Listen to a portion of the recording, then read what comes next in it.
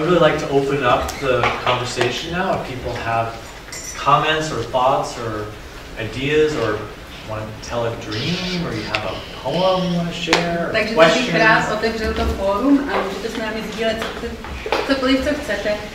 Komentář, myšlenku, báseň, cokoliv, co chcete. Sen, recept. Anything you want to do, any questions you have. I'd love to open it up. Yes. Asi radši česky. Jestli zná pan Will, jestli zná havajskou techniku Ho'oponopono.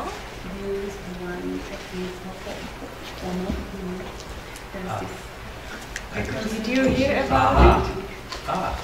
Sounds great. Let's do it. Can you lead us through doing this? Můžeme to udělat. To zní dobře. Sounds great. It works with ancestors, with the ancestors? Pracuje to nějak s předky? Or with it's a conflict of people in this reality? Konflikt s lidmi v této realitě. In this book it's described it's better in Czech, so that she'll translate. V té knize je popsáno z havajského, nějaké dávné havajské víry,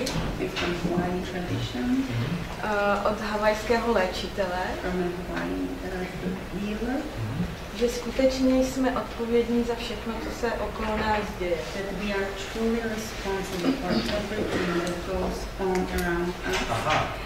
A je tam dokonce popsaný experiment, kdy tento havajský léčitel léčí vězně z nejhorší jako kategorie. And the author describes an experiment where he himself was healing with these techniques, prisoners in a prison. A má velmi dobré výsledky, very good results, zdokumentované. Okay. A tato Sign me up. It sounds great. Let's do it. Jdu do toho. It's right up my alley. To je přesně. You can buy this book. Okay. It's called Ho'oponopono. Are you selling this book? But I'm practicing a bit. Thank you. Yeah, these ideas are very common to indigenous traditions all over the world. Tyhle myšlenky, postoje, představy jsou v těch tradičních kulturách velmi běžné. It's a big part of my meditation practice. The world is a reflection. Velká součást mé meditační praxe. Svět je mým odrazem. I'm a big fan of Alan Watts, for example. Talks about this a lot. Já jsem fanoušek Alana Wattse. The idea that we're separate from people around us or the experiences around us doesn't make any sense from an ecological standpoint or spiritual standpoint. Že ta představa, že jsme oddělení od lidí nebo od věcí kolem sebe, vůbec nedává smysl z ekologického a duchovního. But we do need boundaries.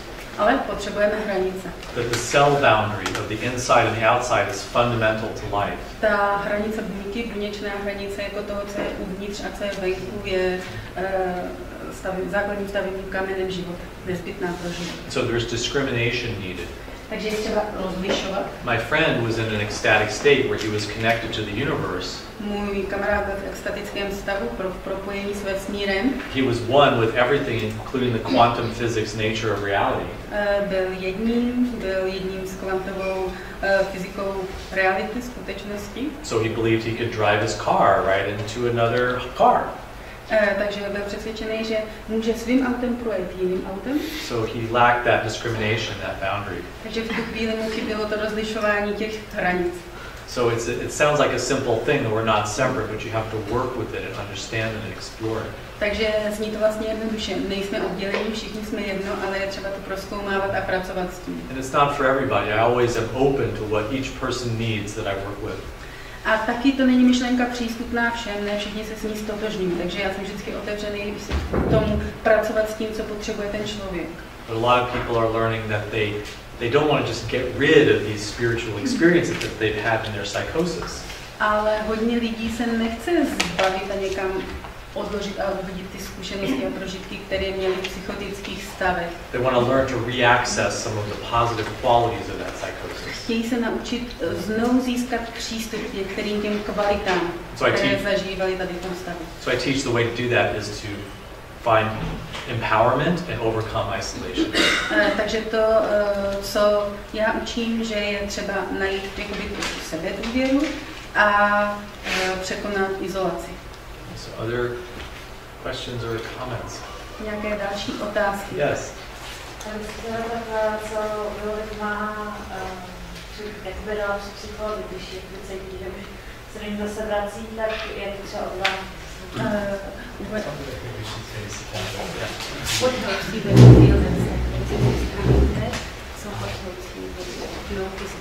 Right. One of the things that I do is I check in with myself around my sleep and my food and my exercise. Takže nejdřív si zkontroluji, jak jsem na tom se spánkem, s jídlem, s cvičením. Sometimes doing things like dancing or running can make a dramatic difference. Někdy třeba tanec nebo běh může přinést velký rozdíl. I have a giant bag of tools that I use when I start to move into that place of being out of control.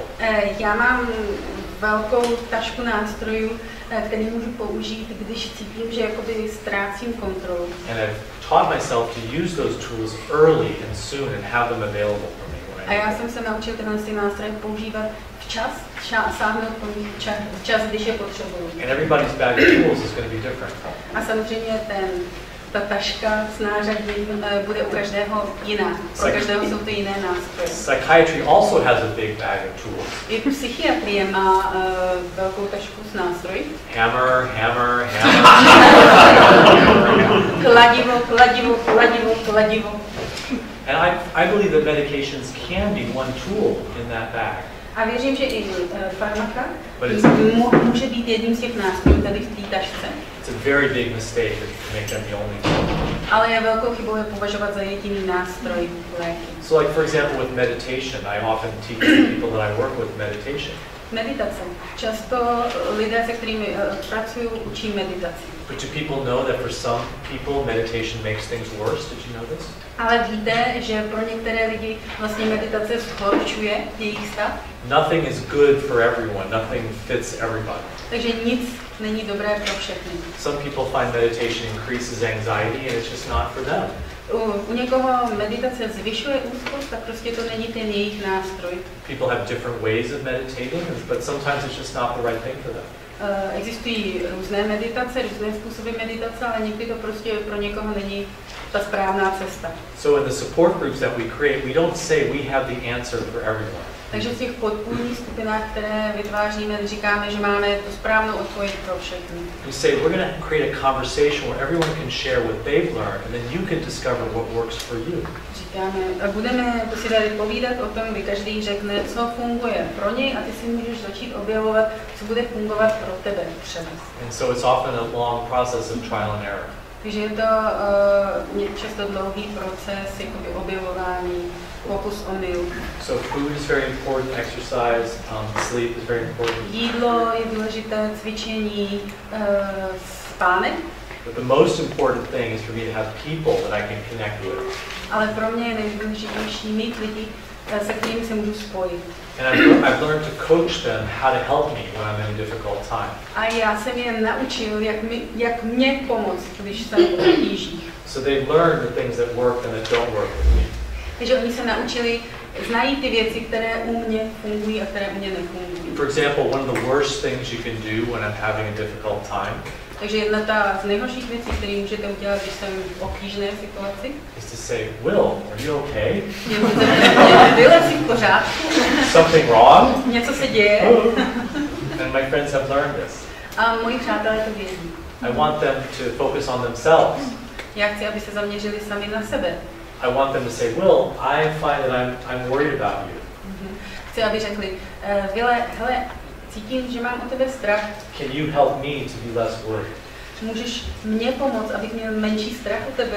I don't want a light shined on me. Já nechci, aby to světlo bylo zaměřené na mě. I don't want them to ask me to be the vulnerable one and then they're standing over me saying, is there something wrong with you? Já nechci být té zranitelné pozici, aby oni nade mnou stále říkali, co je s tebou špatně, co je prosím. Where do you think I got a lot of this relationship? Kde si myslíte, že jsem si zažil hodně tohohle? I can very quickly go back into that hospital context. Že já se velmi snadno a rychle dostanu do toho nemocničního kontextu. I think therapists can be great. Myslím, že terapeuti můžou být skvělí. Not for me. Ne pro mě. It's too difficult. pro mě je to příliš těžké. When I go to a therapist, I have to almost tell them exactly what to say and exactly what to do. Když jdu k terapeutovi, tak jim prakticky musím říct, co přesně mi mají říkat, co přesně mají dělat. And most therapists don't like that. A většina terapeutů to nemá ráda. But I do go to acupuncturist, for example. Ale když třeba chodím na akupunkturu, And people say, well, acupuncture is just the placebo effect. lidé říkají, akupunktura to je jenom placebo. And I'm like, great, bring the placebo effect. A já, fajn, hrňte na mě to placebo. I love the placebo effect. Give me more placebo effect. It's wonderful. Skvělý, víc. It doesn't give you diabetes. The placebo effect doesn't give you diabetes. Placebo vám nevznikne z něho cukrovka. Doesn't make your brain shrink like antipsychotic drugs can. Nesmršťuje se vám mozek. Doesn't mess with your sexual response like antidepressants do. Nenaruší vám sexuální život jako antidepresiva. So people can find placebos that work for them with no side effects. That's wonderful. Takže pokud si dokážete najít placebo bez vedlejších účinků, skvěle, který pro vás funguje. That's a great question. Thank you. Děkuji. A ještě Yeah. třeba je nějaký stresový situace, která se třeba opakuje a někdy nemusí rozhodnout, třeba má nějaký konflikt a nemůže o toho říct. So, if there is a stress situation that you must face repeatedly, maybe Like teaching in front of a large nebo number. když učím jako velký skupiny, so you cannot avoid it. Yes. You know it's stressful. Yeah. No a co se vlastně s tím stresem, jak se vlastně vyrovnává, když třeba, že zítra očekám podobná situace, nebo takhle, jestli... How do you work with it if you know tomorrow this stressful situation is coming again? Yeah. What do you do?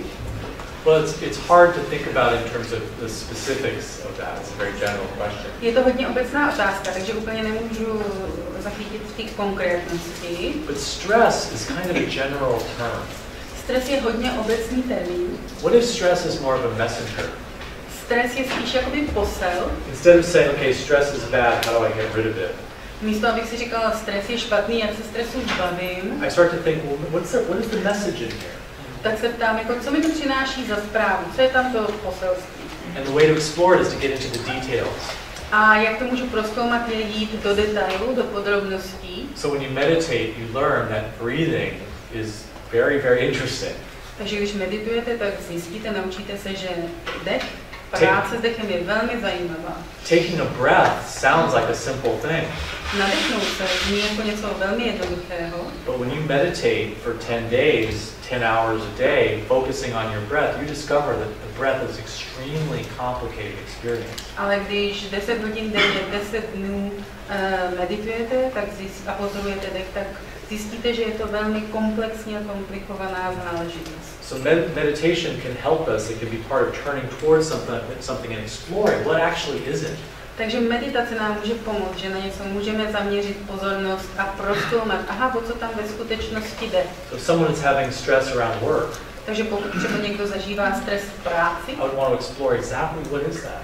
já bych se koukal dopodrobna, o co přesně tam jde. Maybe they have to get up at 5 o'clock in the morning and go and work very, very early, and that's very hard for them. Možná je to, že musím vstávat v 5 ráno a pracuji strašně brzo, takže to mě stresuje. Maybe there's something in the work environment that's actually toxic or harmful to them. Možná je něco toxického a něco, co mě poškozuje a zraňuje v tom pracovním prostředí. People notice that we have some of the lights turned off. It's because I'm pretty sensitive to lights. Všimněte si, máme některá světla nesvítí, předtím jsme to tady hodně štelovali, protože jsem citlivý na světlo. I have a friend who is very stressed about her work. Mám kamarádku, která je hodně stresovaná z vlastní práce. It turns out that she had gluten allergies, celiac disease. A přišlo se na to, že netoleruje lepek. She was working in a bakery. A pracovala v pekárně. Breathing gluten all. Takže pořád ten lepek vlastně vdechovala, byla obklopená. Sometimes it's people at work. Někdy to můžou být kolegové v práci. Sometimes there's bullying and moral harassment that happens at Někdy work. vás někdo šikanuje, tlačí na vás. So I would really want to explore it and then think about what in your toolkit is going to help with the specific thing that's causing you stress. Takže já bych tohle rozkoumal a vyzkoumal a pak bych se, než na to přijdu, tak se kouknu, co z těch mých nástrojů může pomoct tady s tou konkrétní záležitostí. Já se ještě spíš myslela, že když ten člověk už pochopí za těch situace. ale nejde s tím jako nic dělat. But if you already know the details, Yeah. but still there is nothing you can do. Wow. It's a great question. To je dobrá otázka. There's a sense of being out of control. Takže máš pocit, že jako je tam ten pocit bezmoci nebo nedostatku kontroly. So then maybe there's a question of faith and trust. Takže je to možná otázka víry a důvěry. That we control what we can control and let go of what we can't. Že máme kontrolu nad tím, na to, co můžeme kontrolovat a zbytek jako necháme být. Stress Tak se to děje samo. Stress is a physiological response, and so relaxation might be an important part of it. Stres je také fyziologická reakce, takže by mohla pomoct relaxace. I believe that even in situations that seem completely out of control, there's always a little something that we can control. Věřím, že i v situacích, na kterými si myslíme, že nemáme vůbec žádnou kontrolu, najde se tam něco, co ovlivnit můžeme. People know the work of Viktor Frankl, for example. Jestli znáte Viktora Frankla, He's a doctor who survived the camps in Auschwitz. doktor, který přežil Osvětim. Even in the most extreme situation of powerlessness and control, he still had choices to make. I v té extrémní situaci bezmoci stále byly volby, mezi které činil. Stále něco rozhodoval. And sometimes at work, you just have to bring your cell phone and play Candy Crush. A někdy třeba si jenom zahrát nějakou oblíbenou hru na telefonu. You know, Candy Crush? It's a video game. Candy Crush, já nevím. Really good medication. Je to hodně lidem pomáhá, je to pro ně dobrý lék. Odpověď? Yeah. Chtěla jsem se zeptat, vy jste mluvil o tom, že trauma máte ještě v sobě. You mentioned that you still have trauma inside. Aha, yeah. I sure do. Určitě má. Vychází, že ještě máte některý z těch, co jste začátku zmínil. Zkoušel jste, nebo vůbec myslí, někdy byla léčba kraniosakrální biodynamikou a psychosomatic experience podle Levina? Have you tried craniosacral biodynamics and somatic experience Yes. by Peter Levine? Yes, yeah, I have. Yes, the somatic approaches to trauma, I think, are very interesting to study. Určitě ty somatické přístupy k traumatu jsou hodně zajímavé. To me, they're very closely related to vipassana meditation and body-oriented meditation. Jsou hodně souvisí z mýho pohledu s tou meditací zaměřenou na tělo. There's an innovator in body-oriented psychotherapy named Eugene Gendlin. Eugene Gendlin je takové jméno, který se zabývá tou terapií zaměřenou na tělo. He wrote a book called Focusing and developed a technique called Focusing. Knížku Focusing a vyvinul tu techniku focusingu. It was very influential in trauma-oriented bodywork and therapy. Která hodně ovlivnila tu terapii zaměřenou na tělo, pracující s tělem. So yeah, I found this work very useful and interesting. Takže pro mě tahle práce byla užitečná a zajímavá. I studied a kind of body-oriented Jungian therapy called process work. Já jsem studoval procesní práci, což je jungiansky zaměřená. So instead of seeing traumatized people as somehow limited or somehow injured or somehow afflicted, there's a different view of it. Místo, aby se na lidi, kteří si prošli traumatem, dívali na nějaké zraněné, omezené. But trauma is, for me, my understanding is it is a limitation of functioning. Místo toho trauma je nějaké omezení funkce. But it also at the same time is a learning process and it has something positive to offer. Ale zároveň je to učební proces, ze kterého může vzejít něco pozitivního. So I think traumatic memories are carried for the collective and for the culture. Traumatické vzpomínky jsou neseny pro to kolektivní a pro kulturu. Sometimes we see trauma as being someone is broken. Takže někdy vidíme jako trauma, jako že někoho rozbilo. But there's a very powerful paradox in that sometimes trauma is the very thing that moves towards our gifts.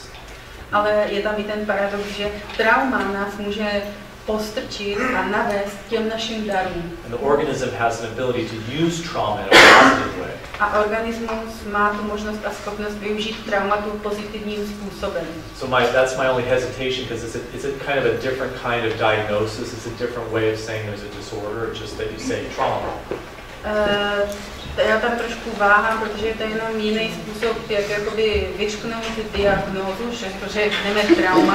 And so I never impose a theoretical or methodological framework on anyone or the people that I'm working with. Takže nikdy nikomu nevnucuji žádný teoretický nebo terapeutický rámec u lidí, se kterými pracuji. But I certainly would offer different possibilities and what they respond to and they are interested in, then we would develop that perspective. Ale já jim dělám různé nabídky a na co oni reagují, tak to pak rozvíjíme. I'm very pragmatic when it comes to theory and interpretation. I'm always really interested in what works for the person. Takže v tomhle jsem velmi pragmatický, co se týče interpretace teorií.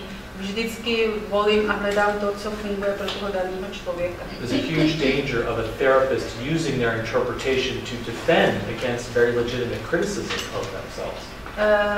Je vždycky nebezpečí.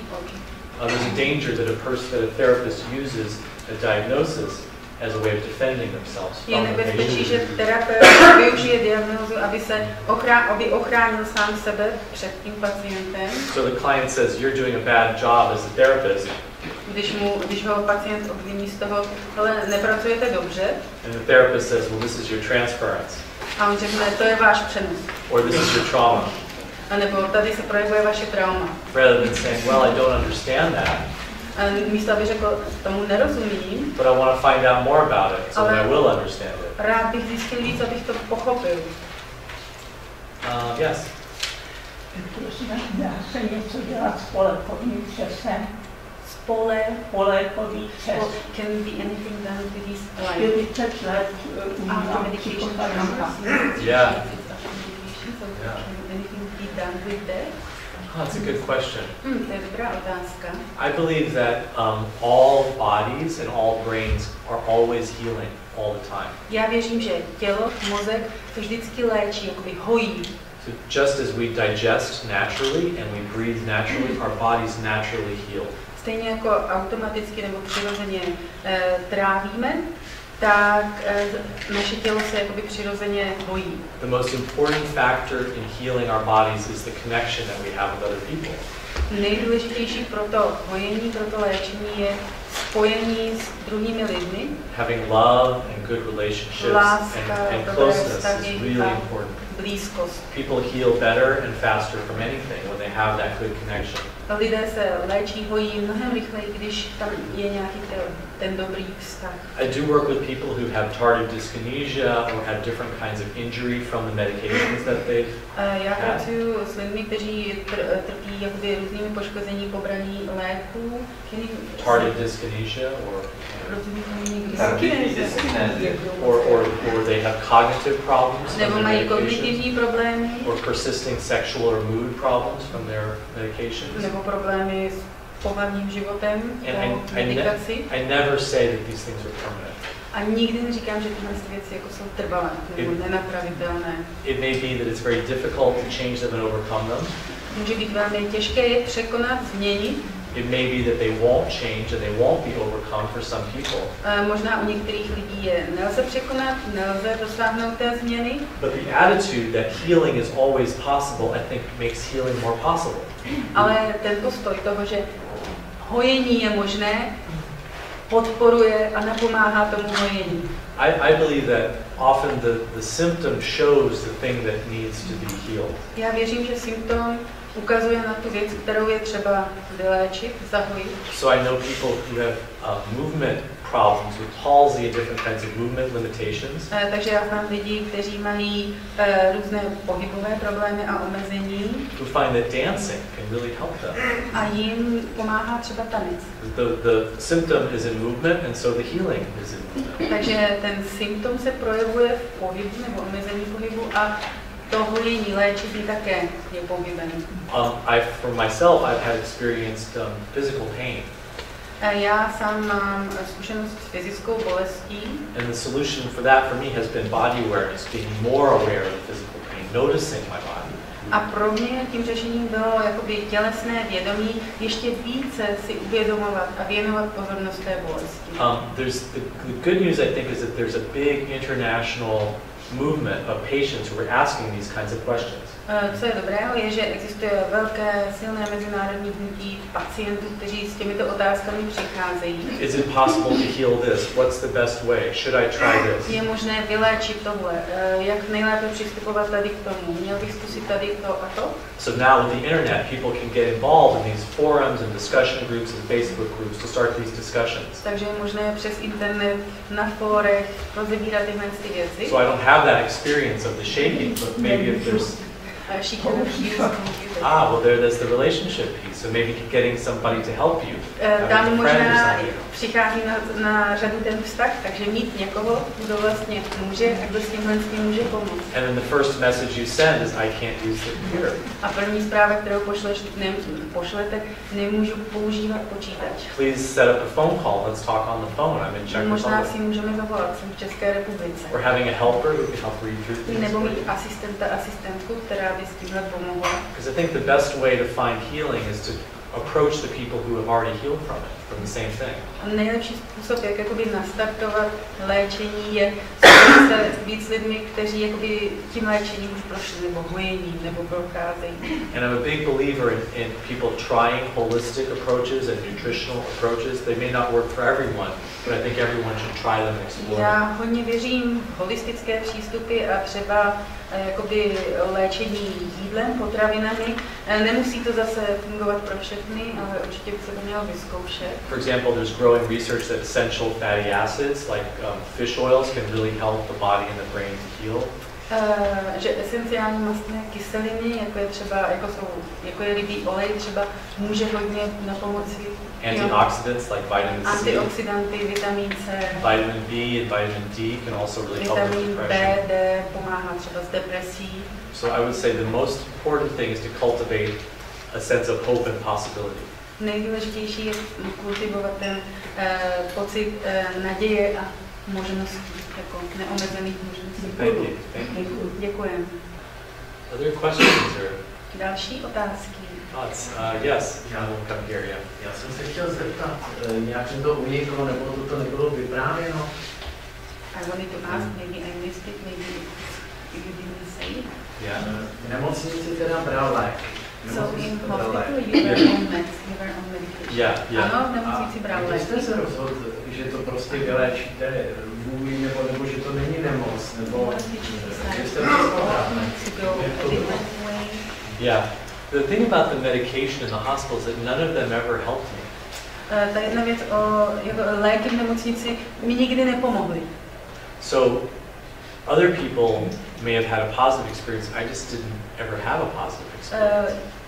U jiných lidí to mohlo mít nějaký pozitivní přínos, ale já jsem s léky nikdy pozitivní zkušenost neměl. In fact, because the medications weren't working, they told me, well, we've tried everything, and so now we're going to try electroshock therapy. A možná protože nefungovaly ty léky, tak řekli, no tak už jsme vyzkoušeli všechno, tak teď zkusíme elektrošoky. And they said they had tried everything, but really what they meant was they had tried all the medications that they could, antipsychotics, mood stabilizers, lithium, anti-anxiety drugs. Co vlastně mysleli, že vyzkoušeli všechno, že vyzkoušeli všechny druhy léků. Antidepresiva, Antipsychotics, yeah. antipsychotika. And so the way that the laws are in the United States, that they required my consent. I had to agree to do the electroshock therapy. Ve Spojených státech je právo nastaveno tak, že já musím souhlasit s elektrošoky. And I was very confused, and I really wanted to get better, so I was considering the electroshock that they said was going to help me. Já jsem byl hodně zmatený, chtěl jsem se cítit líp, že jsem skutečně zvažoval, že bych jako ty elektrošoky podstoupil. Of course, you have to remember that I was locked up. I was not going to be allowed to leave. I was considered too incapable of taking care of myself. Musíte si uvědomit, že jsem byl na uzamčeném oddělení, nedovolili by mi oddělit, takže jsem byl jako nesvéprávný v nějakém ohledu, neměl jsem nad svou kontrolu. And so I was considering doing the electroshock. Takže já jsem zvažoval elektrošoky. And then the social worker came in and she said, well, Mr. Hall, we're releasing you tomorrow. A pak přišla sociální pracovnice a řekla, pane Hole, zítra vás propouštíme. I said, what? You're releasing me tomorrow? Co? Zítra? Odcházím? And she said, yes, the insurance money to keep you here has run out. Protože peníze od pojišťovny na to, abyste tady mohli být léčen, abyste tady mohli být, už došli. Nevyčerpali. So that was the only time in my life that I've been grateful to the American insurance industry. Takže to byla jediná chvíle v mém životě, kdy jsem byl vděčný tomu způsobu pojištění v Spojených státech. When I came out of the hospital, I was taking antipsychotics. Když jsem byl propuštěn z nemocnice, bral jsem antipsychotika. They were really changing my personality. I couldn't read. I really lost touch with who I was. Hodně měnili moji osobnost. Nedokázal jsem číst, ztrácel jsem spojení s tím jsem. And I got lucky, and there was a doctor who took me off of the antipsychotic. A naštěstí jsem narazil na doktora, který mi, jak by řekl, přestanete užívat antipsychotika. It was very dangerous how he did it because he did it too fast. He just stopped the antipsychotic. Bylo hodně nebezpečný způsob, jakým to udělal, protože to udělal příliš rychle. And I did go into a psychotic crisis as a result of that. I just stayed in my room at the homeless shelter, and I was in very, very bad crisis. Takže jsem se dostal do psychotického stavu a potom jsem jen zůstával v tom svém pokoji v tom přístřešku pro bezdomovce. This was because of the withdrawal effects from the antipsychotic. A to bylo kvůli těm účinkům vysazování antipsychotik. But I was lucky that I wasn't hospitalized or I didn't try to kill myself during that process. A měl jsem si štěstí, že v tu dobu jsem nebyl hospitalizován, ani jsem neskoušel spáchat sebevraždu. And a lot of doctors, they take people off the medications too fast. If they do take them off, they take them off too fast. A hodně lékařů, když teda jakoby se rozhodne vysadit léky u některých pacientů, tak to udělá moc rychle. And the person has a withdrawal and they say, oh, that's your psychiatric, that's your mental illness coming back, you need the medications. A u mnoha lidí se projeví jakoby důsledky tady toho náhlého vysazení a oni řeknou, aha, projevuje se u vás symptomy vaší diagnózy, takže musíte znovu začít brát léky. Rather than saying, okay, let's maybe go more slowly next time, let's do it differently. Než aby řekli, tak zkusíme to trošku pomalejc, tentokrát jinak. This is one of the reasons that I wrote the harm reduction guide to coming off psychiatric drugs. I'm very grateful it's been translated into Czech. Proto já jsem napsal toho průvodce vysazování lék. Já jsem moc rád, že byl přeložen do češtiny. Because it's not about just dosage or how fast you go. There's many different things that are involved. Protože nejde jenom o dávkování a jak rychle se to vysazuje, ale spoustu ostatních dalších věcí. It's a whole life change process, not just a dosage change process. Je to celý proces změny života, životního stylu, nejenom změny dávkování. So, other questions? Další otázka. Oh, right, here, yeah. Hang on. We're going to go here, then we'll come. Ještě máme tady jednu otázku a pak So here, and then you'll be next. Yeah. What's that? Go ahead. No, you're next. You've been talking about voices that must be heard. Mluvil jste o hlasech, které... Check and then she'll result so it's for everybody. Yeah. Okay. And I know that you know. But you want to say it in Czech so everybody can hear?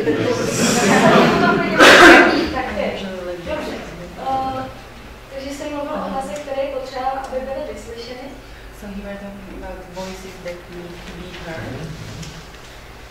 A myslím si, že víte, znáte metodu otevřeného dialogu. You probably know the method of open dialogue. Yeah. A co si o ní myslíte? What do you think about it? Yeah, I mean, I've studied open dialogue. I've trained and certified in open dialogue. Já jsem studoval otevřený dialog. Through the training center in the United States. Jsem certifikovaný, ve Spojených státech jsem to studoval. People, just to say a little bit about open dialogue, they're getting the best recovery outcomes for schizophrenia in the world in Western Finland, where they use open dialogue. Otevřený dialog, ta metoda má nejlepší výsledky ve zotavování lidí se schizofrenií in Western Finland. V západním Finsku, kde tuto metodu používají. It sounds like a very simple approach, and in some ways it is. A zní to, zdá se to být jako velmi jednoduchý přístup a někdy skutečně je. The very first time someone has some kind of psychotic crisis. Takže úplně poprvé, když někdo zažije nějakou psychotickou krizi, they don't bring the person into the hospital, they bring the therapist into the person's home. Takže nepřivedou, nehospitalizují toho člověka, ale terapeut jde domů tomu člověkovi. They work with the family and the social group around the person because they see the problem in relationships, not inside of the brain. Pracují s rodinou, pracují s tou bezprostřední komunitou, protože ten problém vidí jakože ve vztazích, nikoli uvnitř mozku. They don't use medications right away. They sometimes use medications, but they try and work it through without medications. Neužívají léky, někdy ano, ale snaží se to zpracovat a projít tím bez léků.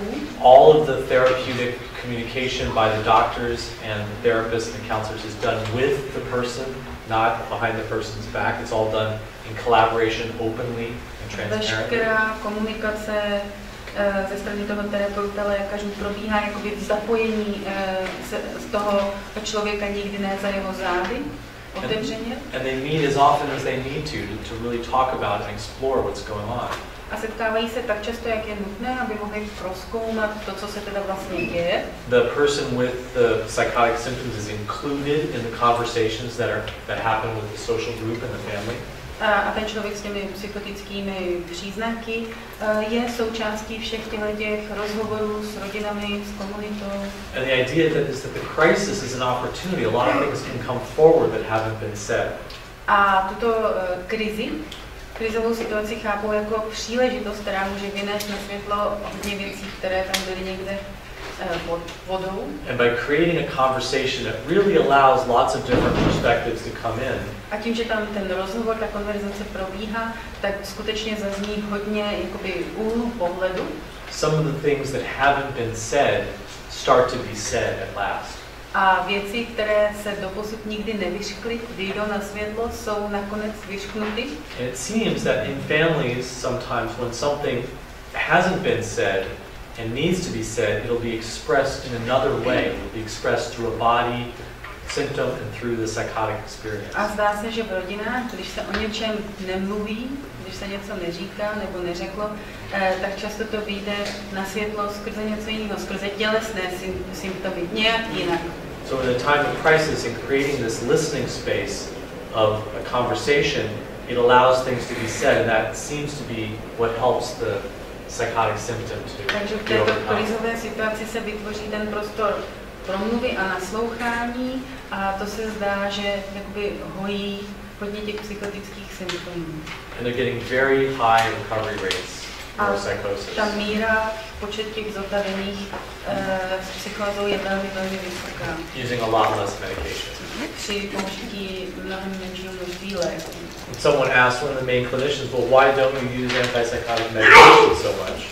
A někdo se ptal, tak proč nepoužíváte ty antipsychotika v takové míře? The clinician just says, well, we just don't need to. Ale řekl, prostě nepotřebujeme. The conversations that they create with the therapist as equals itself serves a therapeutic function. Ten dialog, který vznikne, kdy všechny ty strany jsou sobě rovné, funguje jako ten lék. There's a great film about open dialogue that's on YouTube that you can watch. Na YouTube je skvělý film o otevřeném dialogu. And there are a lot of people around the world, myself included, who are learning from open dialogue and trying to take these ideas into transforming systems.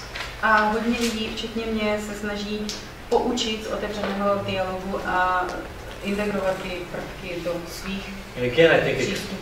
I think it comes back to this idea of empowering people by listening to them and overcoming isolation by building connections between people. Myslím si, že to jde o to, že dodáváme tu sebedůvěru a moc tomu člověku a překonáváme tu izolaci. Thanks for bringing that up. Takže děkuji, že jste Jak se jmenuje ten film? Okay, sorry? Jak se jmenuje ten film? What's the name? Otevřený dialog. It's called open dialogue. Otevřený Yeah. dialog.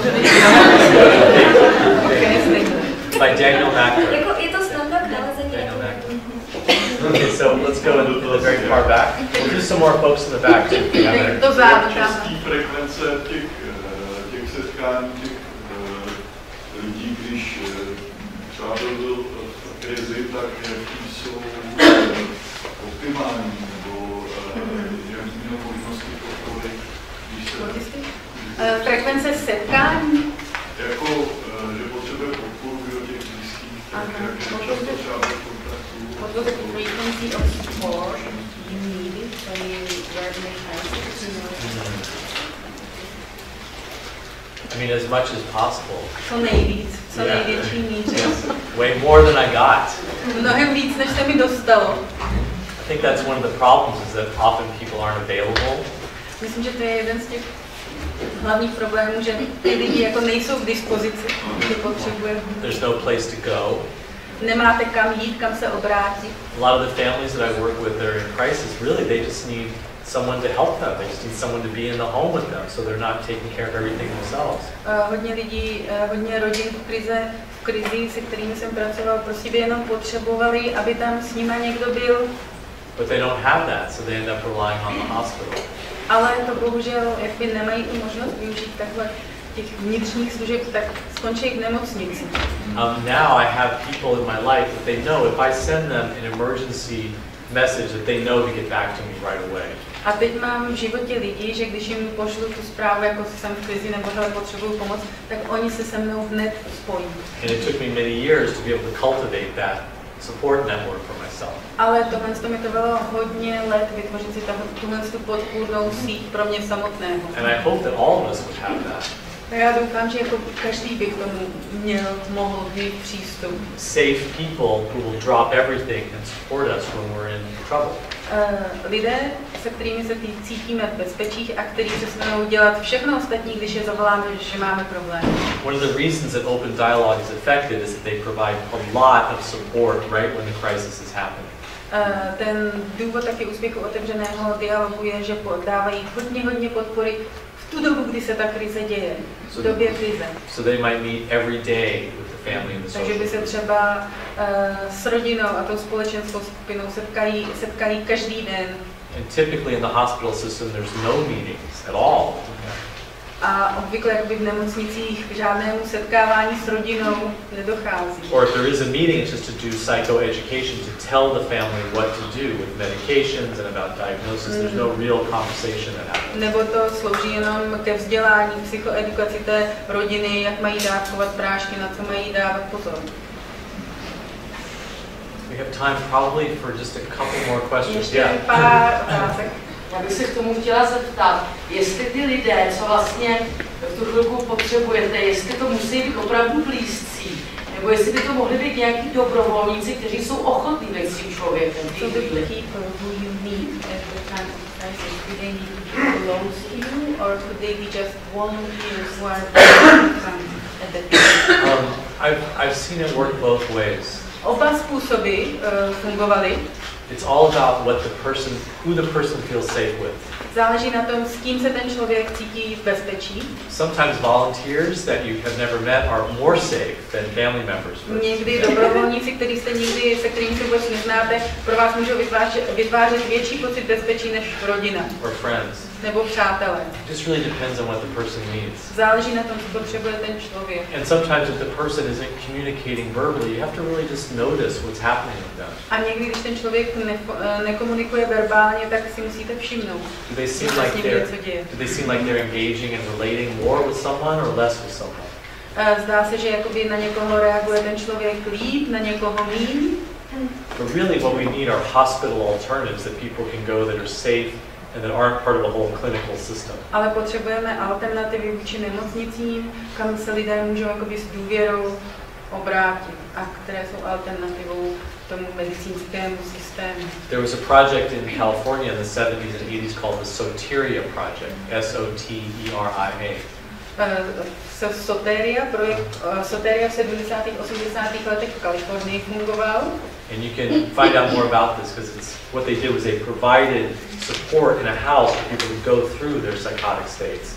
Oni poskytovali podporu v domě, aby si lidé mohli projít svými psychotickými stavy. Možná si potom můžete zjistit víc. Using very little medication. Při velmi nízké medikaci. And the people around them just accepted and were very gentle and very supportive and very loving and not afraid of the person.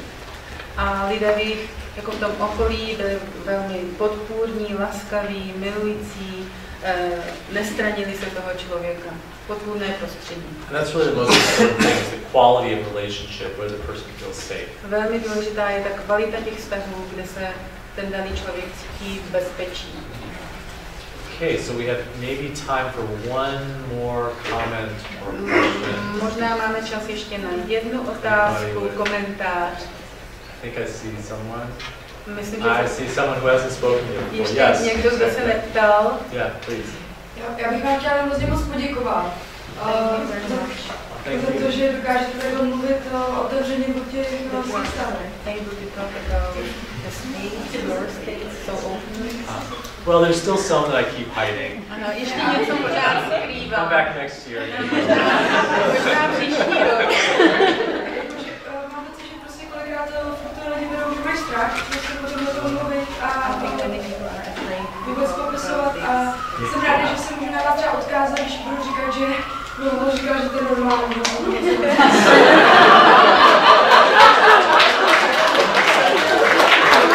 Great. All right, that's a great point to end the gathering on. So thank you, everybody.